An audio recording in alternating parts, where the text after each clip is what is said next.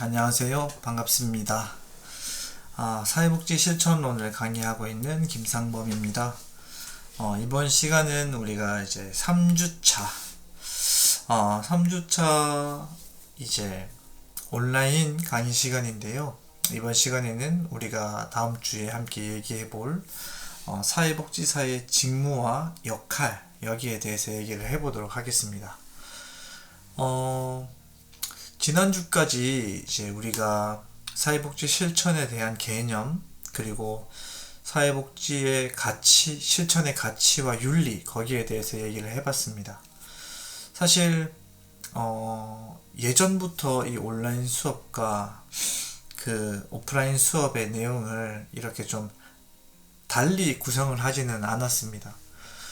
거의 비슷한 내용들 같이 얘기를 했었는데, 사실 혼자서 촬영을 할 때의 내용을 오프라인 시간에 진행을 해보니까 사실 시간이 더 부족하더라고요.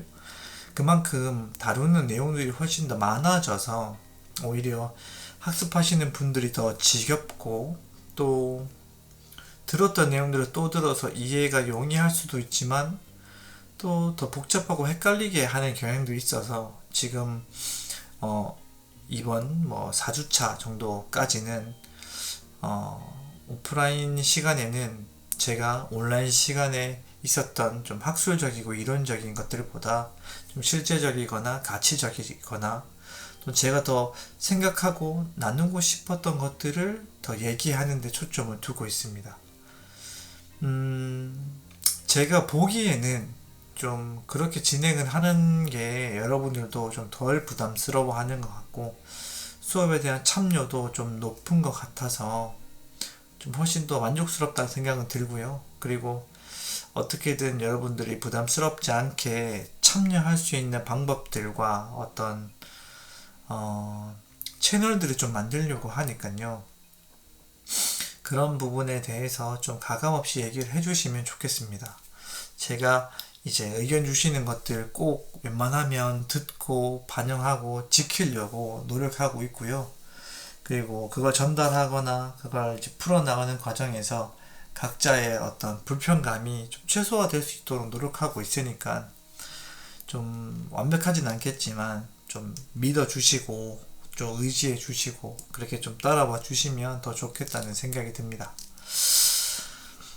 그러면 이번 시간에 우리가 얘기해 볼 사회복지사의 직무, 그리고 역할, 그리고 전문직의 어떤 특성, 거기에 대해서 함께 얘기를 해보도록 하겠습니다.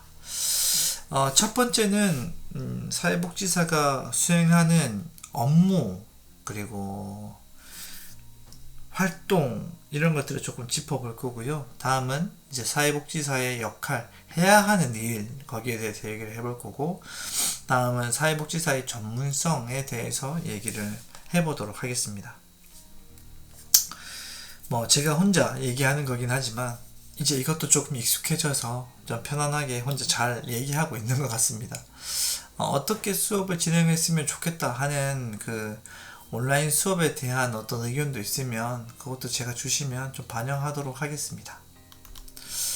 먼저 사회복지 실천 과정에서의 직무를 특별히 수업 시간에 다루고자 하는 것은, 우리가 사회복지 실천이 어떤 건지는 우리가 이해하게 되었습니다. 사회복지를 실현하기 위해서, 그걸 이루기 위해서, 또는 그게 전달되는 과정에서 이루어지는 모든 일을 사회복지 실천이라고 얘기하고 있습니다. 사회복지 실천은 사회복지사가 주로 하는 일이라고 볼 수 있겠죠. 그런데 실제로 사회복지사의 현장에서 이루어지는 일들과 사회복지 실천을 딱 일치시켜서 접목하기는 어려울 것 같고, 실천을 어떤 이념적이거나 또는 학술적인 차원에서 얘기만 하다 보니까 너무 좀 사회복지사의 업무와는 동떨어져 있는 느낌이 들기는 했습니다. 그래서 꼭 구체적으로 어떤 일을 하는지, 그 실천이 이제 직무로서 직업상에서 해야 하는 일로 표현되면 어떻게 구별될 수 있는지 꼭 얘기를 해보고 싶었어요. 물론 사회복지사가 하는 일은 기관마다 다르고 기관에서 맡은 역할에 따라서도 다를 겁니다. 그런데 대략적으로나마 이걸 우리가 이해를 해야 사회복지사가 되고자 하는 사람들한테 좀 참고가 될 수 있을 것 같고, 또 사회복지 실천을 보다 실제적으로 이해하는 데도 도움이 되겠다는 생각이 들었습니다. 먼저 직무라고 하는 것은 직책이나 직업상에서 책임을 지고 담당해서 맡은 구체적인 일을 얘기를 합니다. 사회복지사가 담당해서 맡은 구체적인 일이라고 볼 수 있겠죠. 보통 사회복지사는 기관의 운영에 대한 부분, 조직에 대한 부분, 그리고 사회복지 업무를 주로 하는데, 이 사회복지 업무를 하나로 얘기를 하면 사례관리라고 볼 수 있습니다.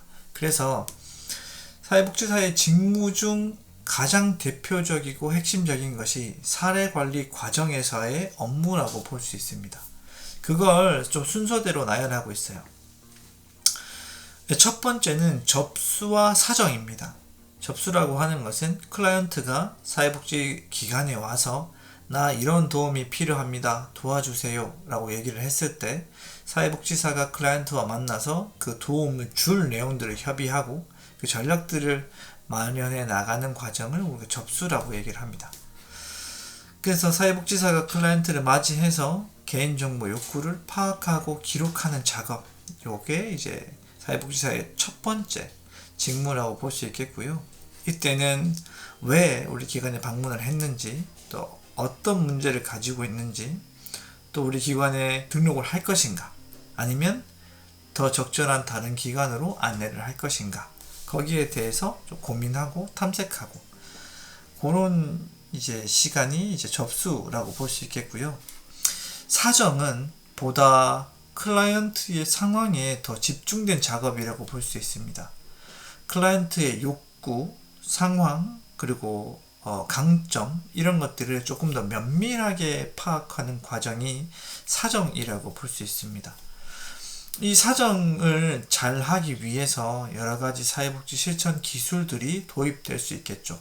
여기에 대한 내용들은 우리가 더 뒤쪽 파트, 후반부에 사정의 그 파트에서 다시 얘기를 좀 나눠보도록 하겠습니다. 다음은 이제 직접적인 서비스를 제공하는 업무입니다. 이건 직접 서비스라고 볼 수 있겠죠. 이게 직접 실천이라고도 얘기할 수 있을 것 같아요.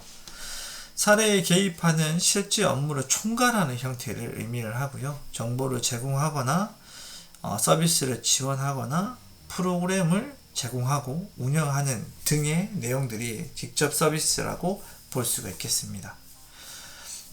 처음에 접수를 하죠. 클라이언트와의 첫 번째 만남이 이루어지고 클라이언트의 문제와 상황을 파악하는 사정 단계를 거쳐 직접적인 서비스를 제공합니다. 그리고 이 서비스를 제공하는 이 형태에서 점검이 이루어지게 되죠. 초기 면접, 사정, 실행 및 점검, 평가 및 종결, 요 단계로 진행이 되는데, 이 점검은 단계마다 점검이 이루어질 수도 있고요. 이것을 달리 평가라는 차원에서 마지막에 별도로 진행을 할 수도 있습니다. 그런데 어쨌든 이 단계마다 단계에 대한 정보를 정리하고 그 내용들을 파악하고 하는 형태의 점검 과정이 있다, 이렇게 볼 수 있겠고요. 평가는 조금 더 구체적으로 우리가 계획했었던 어떤 개입 전략과 결과가 잘 반영되고 있는가, 목표에 있었던 어떤 그 요건과 사항들을 얼마나 달성을 했는가 하는 것들을 파악하는 형태가 이제 평가 단계라고 볼 수 있겠죠. 목표한 바의 달성 상황을 확인하는 것, 그게 평가 단계라고 볼 수 있겠고, 실제로 이때 사회복지사가 하는 일은 사실 계획 단계에서부터 어떻게 개입할 것인지 그 전략이 구분되어 있고, 그 전략이 마련됨과 동시에 어떻게 평가할 건지도 준비가 되어 있습니다. 예를 들어서 클라이언트의 자존감이 많이 낮아져 있다는 것을 사례관리 사정 과정에서 파악했다고 해보면, 구체적으로 자존감을 늘려야 되겠다는 목표를 개입 전에 목표로 세우게 됩니다. 그리고 이 정도를 어떻게 확인할 수 있을지, 개입하기 전에 자존감을 검사를 하고 개입한 뒤에 자존감 검사를 해서 이 두 개를 비교해 보는 형태로서 개입의 어떤 효과를 평가하겠다는 계획을 개입이 들어가기 전부터 세우게 되는 거죠. 그래서 이때부터 어떤 평가에 대한 틀이 마련되어 있어야 됩니다. 그러면 당연히 평가 단계에서는 준비된 이 평가 틀에 따라서 평가를 실시를 하면 된다라는 거죠. 네, 이렇게 진행되는 것이 이제 평가 단계다, 이렇게 볼 수 있겠고요. 다음은 종결 단계입니다. 종결 단계에서는 사례를 마무리하는 단계라고 볼 수 있겠죠. 실제로 종결 단계에서 가장 중요하게 여겨지는 것은 클라이언트의 어떤 정서적인 부분을 다루어 주는 것과 종결에 대한 성과를 정확하게 파악하고 정리하는 것이 주된 역할이라고 볼 수 있습니다. 실제로 이때 종결하는 것이 적절한지도 고민을 해 봐야 되겠고요. 그리고 종결에 따른 어떤 감정 처리, 오랜 시간 사회복지사의 개입을 이제 통해서 사례 관리 되고 있는 클라이언트라고 하면 이제 종결을 앞두고 있다고 이제 그 소식을 듣는 순간 굉장히 불안한 마음이 들 수밖에 없겠죠.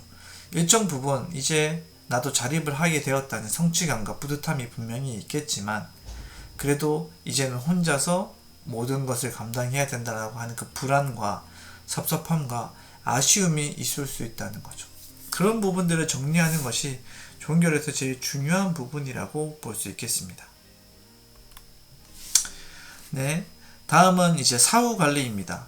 사후 관리는 종결된 이제 사례의 클라이언트를 조금 시간을 두고 추적해서 살펴보는 것을 우리가 이제 사후 관리라고 얘기를 하고요.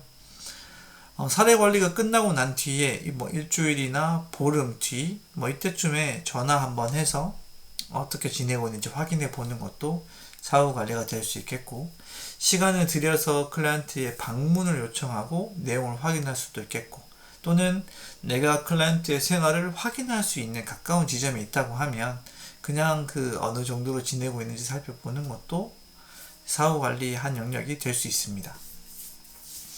저도 상담을 마칠 때쯤에는 항상 사후 관리에 대한 약속을 합니다. 언제쯤 시간이 지나서 다시 한번 연락을 할 거고, 우리가 상담이 끝났지만 한 6개월 뒤에 다시 한번 만나자, 이렇게 얘기하고 그 아이를 담당하고 있는 선생님이나 다른 부모님에게 항상 그걸 이제 얘기를 합니다. 근데 이 사후 관리가 유지가 되는 게 쉽지 않더라고요. 이미 종결된 사례인데 내가 나의 에너지와 열정을 더 써서 사실은 연결한다는 것이, 다시 연락을 취하고 얘기를 하고 진행하는 게 어떻게 보면 불필요한 부분이라고 볼 수도 있습니다. 그러니까 실적에 기록된다거나 클라이언트의 변화에 어떤 직접적인 영향을 주기 어려운 상황일 수 있다는 거죠. 내가 업무가 많고 이 아이를 사후 관리했을 때 또 다른 문제나 상황이 발견된다고 하더라도 더 개입할 수 있는 여지가 지금 나한테 없다고 하면 정말 사후 관리는 힘든 일이겠죠. 제가 이렇게 말씀을 드리는 것만 봐도 어쩌면 이 좋은 서비스가 또는 좋은 사회복지 실천이 이루어지는 과정에 사회복지사의 열정과 의지가 너무 큰 영향을 미치는 것 같습니다. 이게 아주 엄격하게 사례관리 또는 사후관리 이런 부분들이 엄격하게 평가되거나 다루어지거나 요구받지 않거든요. 정말 그 마음과 열정 하나만으로 내가 더 챙기고 더 살피고 더 지원하고 하는 형태라 정말 중요한 부분이긴 하죠. 얼마만큼 이제 그 상담이나 개입의 효과가 유지되고 있는지 확인하는 것도 중요하고, 이렇게 신경을 써주는 사람이 있다는 것을 클라이언트가 지각하는 것만으로도 사회에 대한 인식이 긍정적으로 이루어질 수 있고, 또 만약에 좀 심각하거나 위기가 이어지고 있는 상황이라고 하면 또 조기에 발견할 수 있으니까요. 이론적으로도 또 맥락적으로도 너무 중요하다는 것을 알고 있지만, 이것을 꼼꼼하게 챙기는 것 자체가 쉽지 않다는 것도 제가 절실하게 알고 있습니다. 그래서 어떤 마음의 열정과 뜻이 있는 사람이 사회복지를 해야 잘하는 것 같다는 생각도 듭니다. 네, 어쨌든 중요한 부분이니까 말씀을 드렸고요. 다음은 이제 사회복지사가 사회복지 실천 과정에서 이루어지는 직무 말고 다른 평상적인 일을 하는 과정에서 이루어지는 직무, 그 안에서 자신과 기관을 위해서 해야 하는 일, 거기에 대해서 얘기를 해보도록 하겠습니다. 일단 첫 번째는 자기 개발이 중요하죠. 이 전문성을 향상하고 자기 관리를 위해서 지속적인 노력을 하는 게 사회복지사의 주된 일이 아닐까 싶습니다. 클라이언트를 이해하기 위한 여러 가지 학문적 지식을 좀 쌓아 나가야 되는 것도 분명히 맞고요. 또 더 좋은 형태의 서비스를 제공하기 위한 의사소통 기술, 또 개입 전략, 이런 것들도 살펴봐야 되겠죠. 매해 매년 변하고 있는 사회복지 정책과 제도를 이해하는 것도 중요하고, 지역사회 내에 어떤 자원이 있는지 확인하고 접근하는 것도 굉장히 중요한 부분이라고 할 수 있겠습니다. 그리고 간접 서비스가 있겠죠. 간접 서비스는 직접적으로 이제 클라이언트에게 서비스를 제공하는 것이 아니라 클라이언트 주변과 또 환경에 대한 개입을 진행을 하는 거죠. 클라이언트를 옹호하기 위한 거리 캠페인이나 어떤 모임 활동이나 이런 활동을 할 수 있겠고, 후원금을 확보하기 위한 모금 활동, 또 자원봉사 관리, 이런 것들도 좀 사회복지사가 해야 하는 업무라고 볼 수 있습니다. 그리고 이제 업무를 유지하거나 또는 협력관계를 유지하기 위한 업무들도 해야 되겠죠. 업무 유지를 위한 실제 업무, 회의 자료도 만들고 내부 회의도 만들고 사례회의 자료 만들어서 사례회의 참석시키고 사례회의 진행하고, 이런 것들도 해야 되는 주요 업무입니다. 행정 업무들이죠. 그 다음에는 협력관계를 유지하기 위한 업무도 해야 됩니다. 외부 담당자와 만나서 사업 내용도 협의해야 되고, 외부 관련 지역 네트워크 회의도 조직해서 운영을 해야 되겠죠. 지금까지 사회복지사가 해야 되는 직무에 대해서 얘기를 해봤습니다. 사실 훨씬 더 많은 것들이 있을 수 있겠지만, 제가 사회복지를 갓 시작할 여러분들에게 꼭 알려줘야 되는 내용은 이런 정도라고 생각을 했습니다. 날 위해서 해야 될 일, 기관을 위해서 해야 될 일, 그리고 모든 사회복지사가 공통적으로 해야 하는 직무, 이거 중심으로 말씀을 드렸고요. 다음은 사회복지사의 역할에 대해서 얘기를 해보도록 하겠습니다. 역할이라고 하는 것은 직무가 자기가 이제 직업적 특성으로 인해서 해야 하는 일이라고 하면, 어떤 역할은 사명, 기대, 또 그런 형태의 영역들이 저는 역할이라고 생각을 합니다. 그러면 사회복지사는 어떤 일 또는 어떤 역할을 수행해야 하는가, 거기에 대해서 조금 더 얘기를 해보도록 하겠습니다. 일단은 사회복지사는 직접적으로 서비스를 제공하는 사람이죠. 이 서비스를 제공을 함에 있어서 어떤 역할을 수행해야 하는가라고 봤을 때, 첫 번째는 상담자입니다. 상담자. 상담자는 적극적으로 의사소통하고 이 클라이언트를 일깨워주는 사람을 의미를 하죠. 특히 사례관리 영역에서 사정이 이루어지는 단계에서 상담자의 역할이 가장 크게 부각된다고 생각합니다. 클라이언트의 여러 가지 개인 상황들과 문제들을 탐색하고 얘기해 나가는 과정이 사정 과정에서 중요한 것이고 그 안에서 상담자가 역할을 수행하게 되죠. 당연히 클라이언트와 주고받는 많은 메시지들은 비밀로 보장되어야 합니다. 다음은 촉진자입니다. 촉진자는 무엇인가를 더 잘 되게 하는 사람이죠. 사회복지사가 촉진자로서 역할을 하는 부분은 사회복지 실천이 더 활발하게 진행될 수 있게 안내하는 역할을 수행한다. 이렇게 볼 수가 있겠습니다. 그리고 주어진 환경에서 클라이언트의 문제 해결이 잘 이루어질 수 있도록 이끌어 나가는 게 주된 역할이 되겠죠. 또 어떤 경우에는 교육자로서의 역할을 수행하기도 해야 됩니다. 클라이언트가 어쩌면 다른 사람들에 비해서 지적 수준이나 교육 수준, 기본적인 소양 정도가 낮을 수 있습니다. 그래서 합리적인 선택을 못하는 경우도 있을 수 있고 또 좀 무기력하거나 의기소침한 경우도 있을 수 있겠죠. 이럴 경우에는 사회복지사가 그 활동, 그 역할, 그 배움의 중요성을 강조하고 그리고 거기에 대해서 충분히 이해를 시킴으로써 더 좋은 결과를 만들어낼 수가 있겠죠. 이때는 사회복지사가 교육자의 역할을 수행한다고 볼 수 있습니다. 클라이언트뿐만 아니라 우리가 신입사회복지사에게도 교육이 이루어져야 됩니다. 어떤 것이 좋은 서비스이고 이런 클라이언트는 어떻게 대해야 하는지 이런 것들을 전달해주는 과정도 교육의 영역이라고 볼 수 있어서 이때 수행되는 사회복지사의 역할도 교육자의 역할이다. 이렇게 볼 수 있겠습니다. 다음은 정보 제공자로서의 역할입니다. 정보를 공유하고 안내하는 역할이라고 볼 수 있겠죠. 클라이언트가 어떤 문제를 경험하고 있다면 그 문제를 해결하기 위한 여러 가지 정보를 제공하는 것이 이 정보 제공자의 역할이라고 볼 수 있습니다.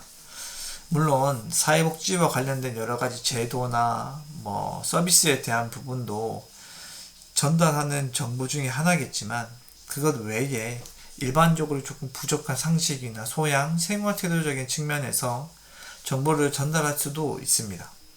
어르신들한테 어르신들이 키오스크를 자꾸 사용을 못한다. 그러면 어르신들을 데리고 이렇게 동네의 맥도날드나 버거킹에 가서 가르쳐 주는 거죠. 또 동네 앞에서 만나게 되면 그런 걸 봐주고 가르쳐 주고 또 그런 것들을 배울 수 있는 것을 알려주고 하는 것이 정보 제공자의 역할이라고 볼 수가 있겠습니다. 다음은 이제 중재자로의 역할입니다. 중재자는 어떤 사람과 사람 사이의 관계를 조정해 주는 거죠. 그 중에서도 핵심적으로 갈등과 분쟁을 조정해 주는 사람을 우리가 중재자라고 얘기를 합니다. 클라이언트는 가족 간에 어떤 불편감과 갈등이 있을 수 있고요. 주민들 간에도 갈등이나 불화가 조정될 수 있습니다. 제가 예전에 살던 동네에서 할머님이 좀 고집불통이었어요. 욕설도 많이 하시고 밤늦게 이런 깡통 이런 것도 막 구부리시고 욕도 많이 하시고 많이 혼내시고 그런 역할들을 그런 분란을 좀 자주 만드는 할머니셨는데 사회복지사는 그렇게 주민들과의 관계에서 고립되어 있는 어떤 사람의 생활 태도도 바꿔줄 필요가 있고 각자의 입장과 상황들을 공유하고 전달할 필요가 있는 거죠. 당시에 그 할머니가 지내고 있는 그룹홈을 담당하는 사회복지사도 인근에 이제 항상 주민들한테 와서 할머니 어떻게 지내시는지 또 할머니가 왜 그런 양상을 보이고 있는지 또 어떤 어려움이 있을 때 어디로 연락하면 좋은지 그런 것들을 막 안내를 해주고 얘기를 해줬었거든요. 그런 걸 보면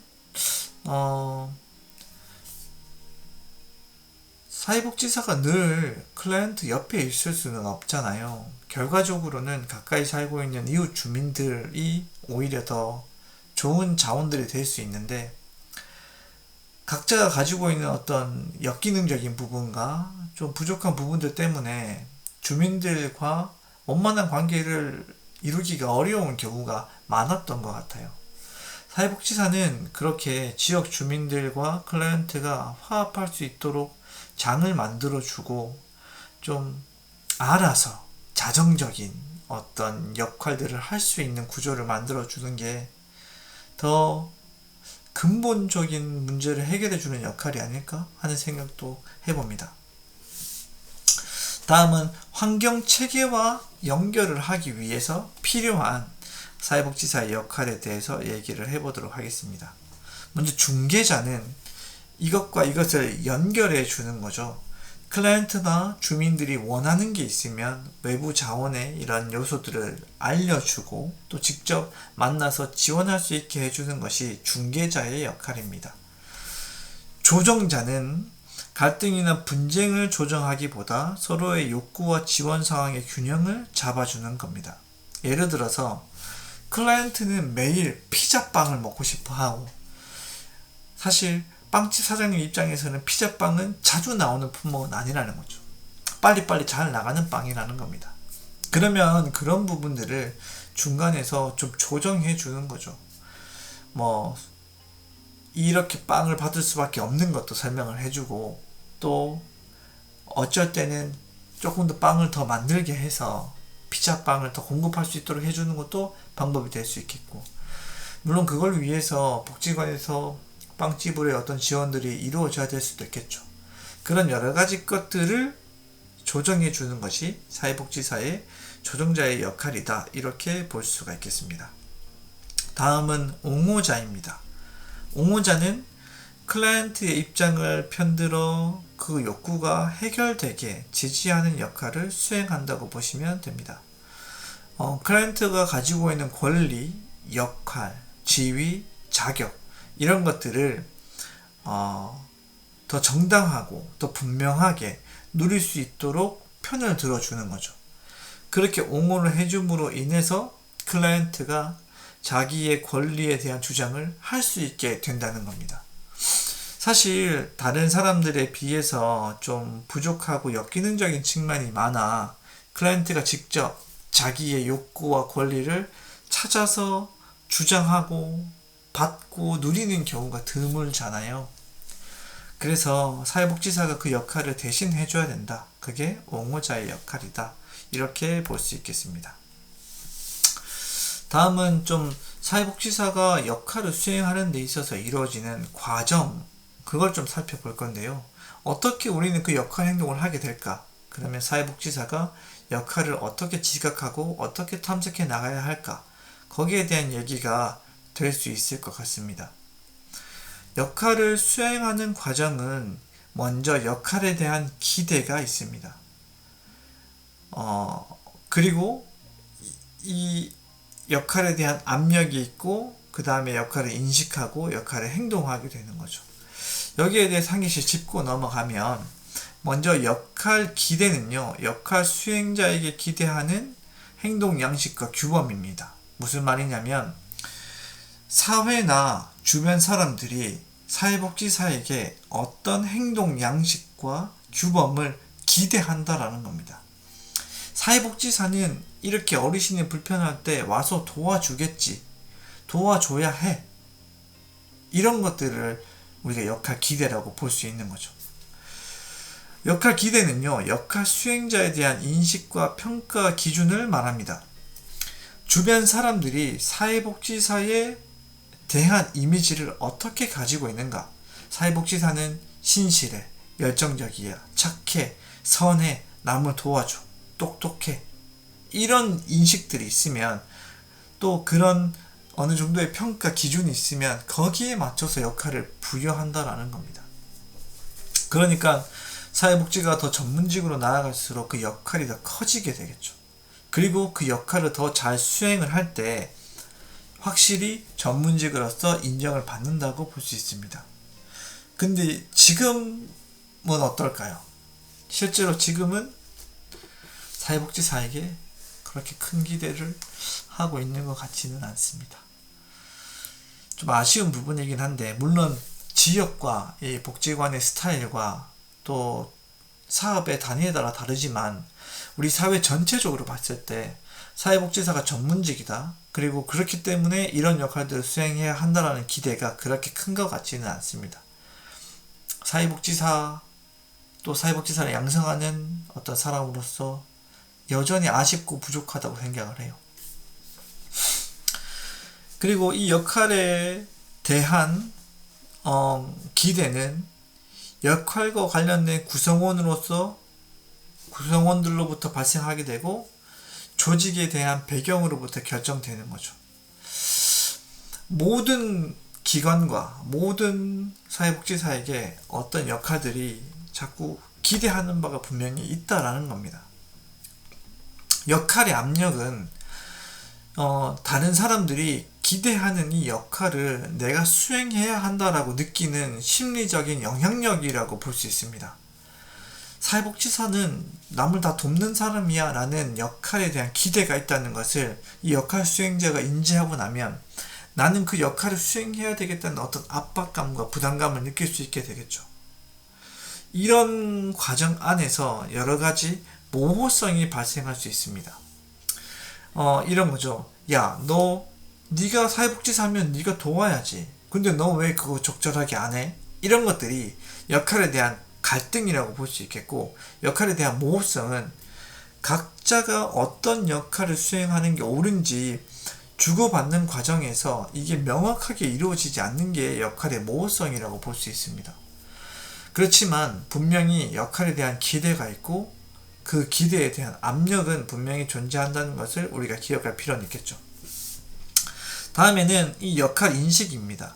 역할 인식은 외부에 대한 기대가 있고 압력이 있으면 그러면 내가 이걸 해야 되는 거구나 라고 본인이 본인의 주관에 맞춰서 해석하고 받아들이는 단계라고 볼 수 있습니다.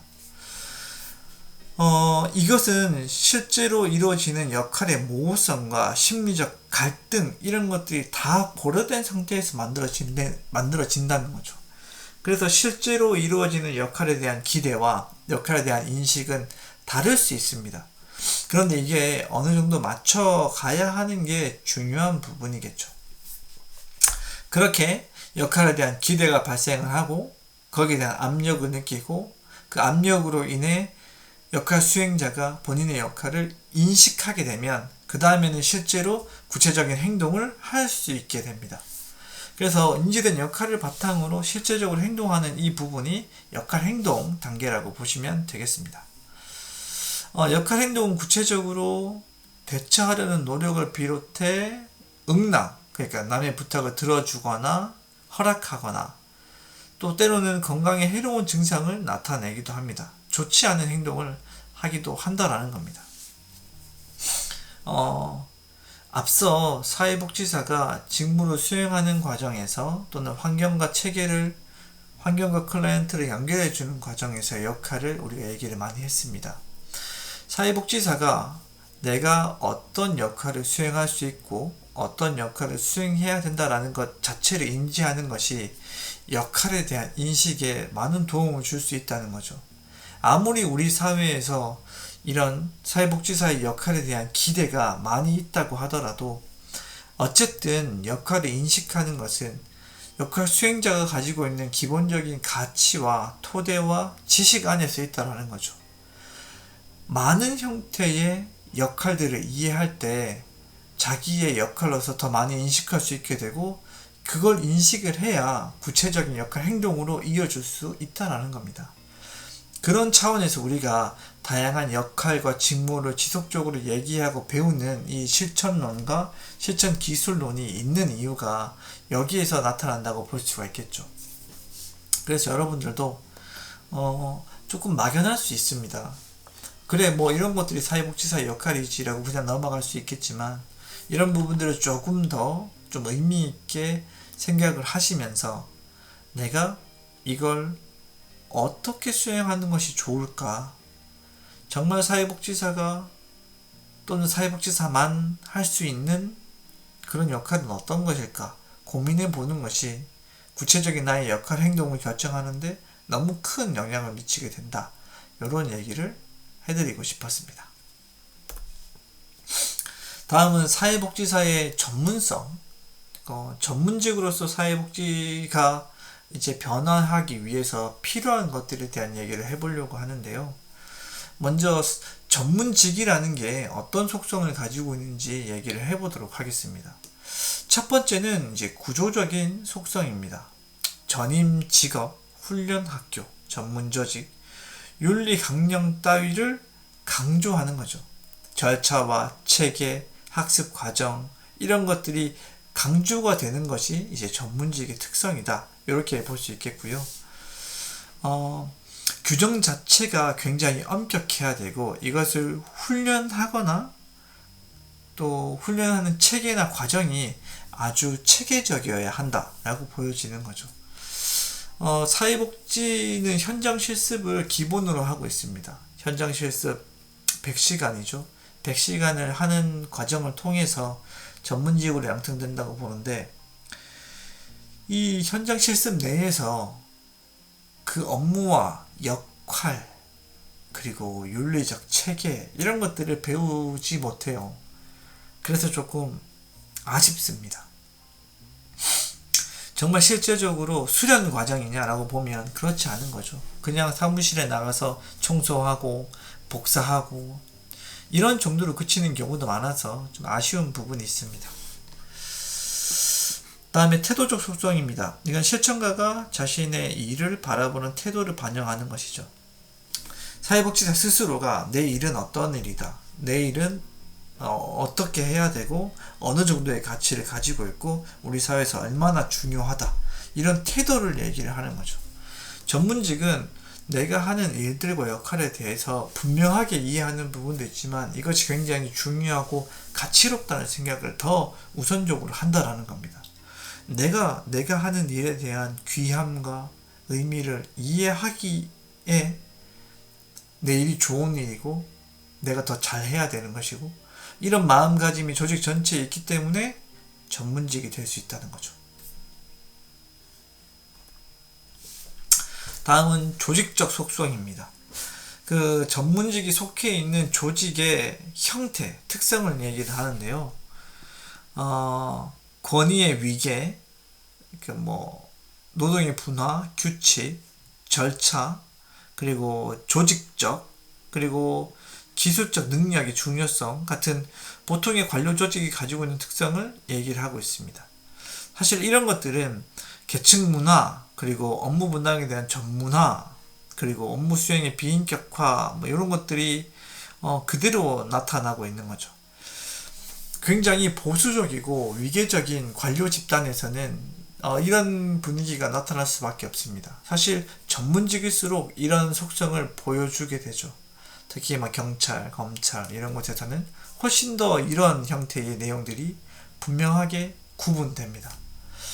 사회복지사는 이렇게 일을 할 수가 없어요. 경찰과 검사는 자기가 맡은 일만 해도 충분합니다. 또 각자의 역할이 다르기 때문에 개입하기도 어렵죠. 그런데 사회복지사가 하는 일들은 기본적으로 혼자서만 할 수 있는 일들이 아닙니다. 연계와 조정과 협력이 무조건 필요하기 때문에 이런 권위적인 관료 조직의 특성은 우리가 좀 버려야 되고 주의해야 되는 부분이라고 볼 수 있겠죠. 다음은 전문직이 되기 위한 구성 요소입니다. 첫 번째는 지식이겠죠. 여러 가지 교육, 경험, 연구 등 객관적인 형태의 지식을 좀 꾸준히 학습하고 정리하는 이런 노력이 굉장히 중요하다. 이 지식이 전문직을 구성하는데 아주 큰 역할을 한다. 이렇게 볼 수 있겠고요. 두 번째는 기술입니다. 실제로 어떻게 이걸 적용을 하는가? 클라이언트를 위한 구체적인 과업들과 실천 양식이 어떤 게 있는가? 어떻게 수행을 하는가? 이런 부분들과 관계가 되는 부분이죠. 사회복지 실천 기술이 훨씬 더 체계적이고 전문화된 형태로 교육되어야 하는 것도 이 구성 요소에서 볼 수 있습니다. 다음은 가치입니다. 지난 시간에 우리가 가치에 대해서 얘기를 했죠. 무엇이 좋으냐에 대한 기준인데 무엇이 좋냐라는 것을 기본으로 그 행동이 이루어지게 되고 그 규칙과 규정이 만들어질 수 있습니다. 그렇기 때문에 전문직의 역할과 업무를 근간으로 할 수 있는 가치가 중요하게 다뤄지는 거죠. 현재 포스트 모던 시대로 들어서면서 전문직이 굉장한 위기를 경험하고 있습니다. 전문적인 지식과 가치가 점점 떨어지고 있고요. 또 전문적 통제는 축소되어 정책과 의사결정으로 더 멀어지고 있습니다. 정체성이 파헤쳐지고 있고 전문직 간의 경계가 흐려지고 있고 전문직 간의 서로의 영역의 주도권을 확보하기 위한 경쟁이 고조됩니다. 그러니까 고유하고 특정적인 또 절대적인 전문직이라는 게 이제 없어지는 거죠. 모두가 다 있을만하고 필요한 형태의 기술들을 가지고 있고 그게 고도로 발달된 경우가 현재 시대에는 많죠. 그래서 뭐가 더 중요하냐, 뭐가 더 뛰어난 필요한 전문직이냐라는 것은 개인이 처한 상황과 개인에 따라서 너무 다르다는 겁니다. 그렇다 보니 서로가 좀 상생하거나 하기 어렵죠. 그래서 전문직 간의 갈등도 굉장히 많이 일어나고 소위 우리가 그 밥그릇 싸움이라고 얘기를 하죠. 그런 전문직들 간의 갈등이 더 많아지고 있습니다. 이럴 때일수록 사실은 가치와 역할을 더 분명히 하는 게 중요한 것이라고 생각합니다. 어찌됐든 사람들의 어떤 역할에 대한 기대를 중심으로 그 직업의 가치와 역할들이 만들어진다고 생각을 하거든요. 그러면 훨씬 더 노력해야 되는 부분이 분명히 있을 거라고 생각합니다. 여러 전문직들 중에서 사회복지는 특히 더 부족하고 좀 낮은 형태의 전문직이라고 얘기하고 있죠. 오히려 누구나 할 수 있는 일로 이제 폄하되면서 전문직이 아닌 것처럼 여겨지기도 합니다. 물론 아직 많은 실천 기술이 부족하고 체계적인 또는 이 분야에만 해당하는 독보적인 어떤 학술 형태가 자리 잡혀 있지 않는 것도 사실입니다만 더 많이 노력을 해야 되겠죠. 무엇보다 정책적으로도 제도적으로도 노력이 많이 필요합니다. 그래서 전문성을 확보하기 위해서는 우리 사람, 현대 이제 사회 문제, 사회에 대한 지식을 습득하고 여러 실천 방법을 익히고 사회 문제를 바라보면서 사회적 약자의 처지를 공감하는 이런 기본적인 것들을 우리가 더 키워나가야 되겠죠. 무엇보다 복지를 통해 국민들이 잘 사는 나라를 만들 수 있다는 어떤 확신과 또 분배에 대한 평등에 대한 핵심 가치를 자꾸 추구했을 때 더 나은 삶을 살 수 있다는 어떤 의지, 믿음 이런 것들도 중요하다고 볼 수 있습니다. 네, 오늘 제가 여러분들이랑 나눌 얘기는 이 정도까지이고요. 요 내용들을 통해서 여러분들이 좀 사회복지사가 해야 되는 일과 또 앞으로 내가 가져야 되는 어떤 마음, 역할 이런 것도 좀 살펴볼 수 있는 시간이 되었기를 바라고요. 오랜 시간 고생 많으셨고 이만 마치도록 하겠습니다. 수고하셨습니다.